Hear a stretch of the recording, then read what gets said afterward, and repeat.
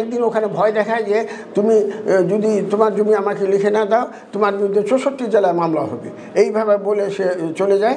তারপর তো দেখি ওখানে জমি বায়নামার ওই আনোয়ার হোসেন 2টা মামলা করলো আর এই সম্প্রতি ওই জমি বায়নামার মামলা থেকে আমি অব্যাহতি পেয়েছি পঞ্চগড় জজ কোর্ট থেকে। আচ্ছা, তারপরে এইদিকে ঠাকুরগাঁতে মোজাম্মেল হক, আমি যাকে জীবনও দেখিনি, সে আমার উপরে মামলা করছে 1,30,00,000, এর উপরে 1,10,00,000 ওখানে মামলা করছে। ওই চেক ওই অ্যাকাউন্ট ওই একই অ্যাকাউন্ট থেকে সে দেখায়, ডিজনার দেখায়, তারপর করছে, এরকম করছে।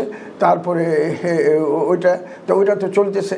তারপর পাবনায় করছে। পাবনারটা আরও আশ্চর্য হবেন, পাবনায় আমার উপরে যে মামলা করলো এই মোহাম্মদ আজিজুল হাকিম, যে দিলদারের আত্মীয় বলে, জমিটা যে কিনে নিল দ্বিতীয় ব্যক্তি, সে মামলা করছে। মামলা করে সমন আটকায় রাখছে আমার নামে অন্য ব্যক্তি।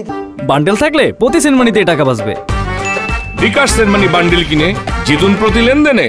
মির্জা আব্দুল বাকি সাজায় জামিনও নিছে, জামিন নিয়ে উচ্চতর মানে যুগ্ম জেলা জজ কোর্টে পাঠিয়েছে। উদ্দেশ্য যে তাড়াতাড়ি রায় নিয়ে, ওনাদেরকে না জানায় রায়টা নিয়ে আমাদের উপর একটা আর্থিক চাপ আসবে বিভিন্ন রকম, তারপর আমার জেল হয়ে যাবে এইটা। কিন্তু কোনো কারণে ওই খবরটা আমি পঞ্চগড়ে পাই, তখন আমি এরও নামে করছে পাবনায়, আমার নামে করছে 1,10,00,000, এর নামে 90,00,000। আমরা তখন দৌড়ে গিয়ে ওইটা অ্যাটেন্ড করি, ওইটা আমি অব্যাহতি পেয়েছি সম্প্রতি এই 21 না 22 তারিখে, 22শে জুলাই অব্যাহতি পাইছি, মিথ্যা বলে প্রমাণিত হয়ে গেছে, অব্যাহতি পেয়ে গেছি। আচ্ছা শুনেন, তারপরে বরিশালে এর নামে না, ওখানে খালি আমার নামে হয়েছে, ওয়ান মিস্টার আবু জাফর মোহাম্মদ জহিরুল ইসলাম। আমি জীবনও দেখিনি, বরিশালেতে আমি জীবনও যাইনি। তারপর ওখানে আমার নামে মামলা করছে আপনার 35 লাখ টাকার, এবং মামলা করে ও তো একেবারে চূড়ান্ত পথে চলে গেছে, সমন আটকায় রাখছে। হাউ মানে একটা কোর্ট থেকে সমন কীভাবে আটকায় রাখবে? তারপর আমার নামে ভিন্ন ব্যক্তিকে মির্জা আব্দুল বাকি সাজা জামিন নিছে, তারপরে উচ্চতর কোর্টে গেছে এবং সেখানে হয়েছে মানে বান্ডেল থাকলে প্রতি সেনমানিতে টাকা বাঁচবে। বিকাশ সেনমানি বান্ডেল কিনে জিতুন প্রতি লেনদেনে।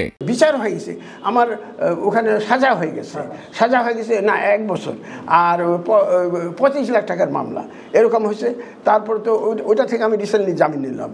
আমাকে এই জন্য অনেক নির্যাতিত হতে হয়েছে। পঞ্চগড়ে যখন আমি আসলাম অ্যাটেন্ড করতে এই মানে ব্যাংক ম্যানেজারের ইয়েটাতে, সেদিন তো ওদেরকে জেলে নিয়ে গেল, ব্যাংক ম্যানেজার 2 জন, তারপরে আনোয়ার হোসেন, সবাইকে নিয়ে গেল।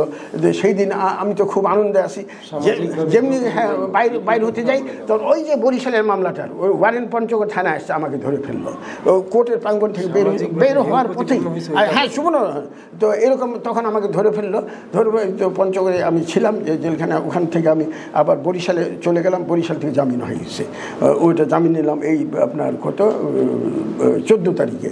ওখান থেকে আমি চাচ্ছি যে এই দিলদার সব কিছু করাচ্ছে, ব্যাংক ম্যানেজারকে দিয়ে সে আমার নামে ভুয়া অ্যাকাউন্ট খুলছে এবং এই ধরনের আমাকে নিগৃহীত করছে। আমি তো এরকম মানুষ নই, আমি তো মানে আমি যে জেলে যাব এটা প্রশ্ন এর বাইরে।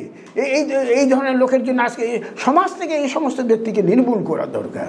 আমার কথা হলো যে আমি কোনো খারাপ মানুষ নই, আমি একজন ভালো মানুষ। আমাকে সবাই ভালো মানুষ বলে চিনে। আমি চাকরি জীবনে এখনও ঢাকাতে বাড়ি করতে পারিনি, ঢাকাতে আমার ভাড়া বাসায় 2003 থেকে ভাড়া বাসায় আসি, এই ধরনের ব্যাপার। তো এখন ও যে আমাকে একটা মানুষ মানে এরকম মানুষের কাছে আমি এখন আমি তো অবহেলিত, মানুষ তো আমাকে খারাপ কাজেই আমি এটা করতেছি যে যতদিন পর্যন্ত আমার এই আমি ঘুচাতে না পারবো, আমি যে একজন সৎ ব্যক্তি সেটা প্রমাণ করব। এবং দিলদার এরা অসৎ ব্যক্তি, এদের সমাজে তো থাকা উচিত নয়। না, ঢাকায় অগ্রণী ব্যাংক পরিবেশ ভবন শাখায় 2টা অ্যাকাউন্ট খুললো, একটা আমার বাবার নামে মির্জা আব্দুল বাকি, একটা অ্যাকাউন্ট খুলে ABM জয়নাল ইসলাম খান ওনার নামে। তো এই অ্যাকাউন্ট খুলে সে তার চক্রের বিভিন্ন সদস্যকে দিয়ে 2023 থেকে আপনার বিভিন্ন জেলায় মামলা করতে শুরু করলো। আমরা প্রথম অগ্রণী ব্যাংকের ম্যানেজারের কাছ থেকে ফোন পাই 2023-এর এপ্রিল মাসে। তো এই এপ্রিল মাসে ফোন পাওয়ার পর সে আমাদেরকে জানায় যে আপনারা 20 লাখ টাকা চেক দিচ্ছেন, তো আপনার তো অ্যাকাউন্টে কোনো টাকা নেই, আর এটার জন্য তো আপনার পানিশমেন্ট হবে। তো আমরা তাকে সাথে সাথে একটা দরখাস্ত দিছি, এবং আমরা বাংলাদেশ ব্যাংকে একটা দরখাস্ত দিছি গভর্নর বরাবর, এবং আমরা আরেকটা দরখাস্ত দিছি অগ্রণী ব্যাংকের যে হেড অফিস মতিঝিলে, সেখানে একটা দরখাস্ত দেওয়া হয়েছে ম্যানেজিং ডিরেক্টর বরাবর। তো এই দরখাস্তগুলো রিসিভ কপি করে নেওয়া হয়েছে। তো তারা গত 2টা বছর আমার 82 বছর বাবাকে নিয়ে আমি যে বিভিন্ন জেলায় দৌড়েলাম, তাদের যে অবহেলা, তারা যে উপযুক্ত ব্যবস্থা নিল না, এই কারণে আমার যে সাফারিং হলো, আমার যে আপনার সামাজিকভাবে আমি হেয় হইলাম, এটার বিচার কার কাছে আমি পাবো? আমি এখানে প্রশাসনকে, আপনার ডিসি অফিসকে জানানো হয়েছে, এটা আপনার থানায় জানানো হয়েছে, এটা এখানকার এসপি সাহেব মহোদয়কে জানানো হয়েছে। হ্যাঁ, তো এই অবস্থার প্রেক্ষিতে এখন এই যে আপনার পাবনায় করছে আজিজুল হাকিম নামে একজন 1,10,00,000 টাকার, আপনার বরিশালে করছে 35 লাখ টাকার, ঠাকুরগাঁয়ে করছে আপনার এটা 1,30,00,000 টাকার, এবং পঞ্চগড় করছে আনোয়ার হোসেন 20 লাখ টাকার। তো এই প্রত্যেকটা জেলায় একই ব্যক্তি 2টা করে মামলা করছে। ওনার নামে একটা মামলা করছে, এনআই একটার মামলা, জয়নাল ইসলাম সাহেবের নামে একটা করে মামলা করছে। তো এই সব মিলে আপনার 10টার মতো মামলা হয়েছে। হয়তো তারা চেক বই যদি আরও ইস্যু করে থাকে, হয়তো আরও কোনো জেলায় করে রাখছে। তো যেই কারণে আমরা পথে ঘাটে আপনার হয়রানির শিকার হচ্ছি। যে খুব রিসেন্টলি আপনার সম্প্রতি আমরা একটা ঘটনার শিকার হয়েছি 30 তারিখে, যেই মামলা সম্পর্কে আমরা কিছুই অবগত না, হঠাৎ করে কোর্টের সামনে আপনার কোর্ট অঙ্গনে পুলিশ এসে উপস্থিত হলো। তো এইভাবে আমরা এইটার বিচার আমাদেরকে কে দিবে?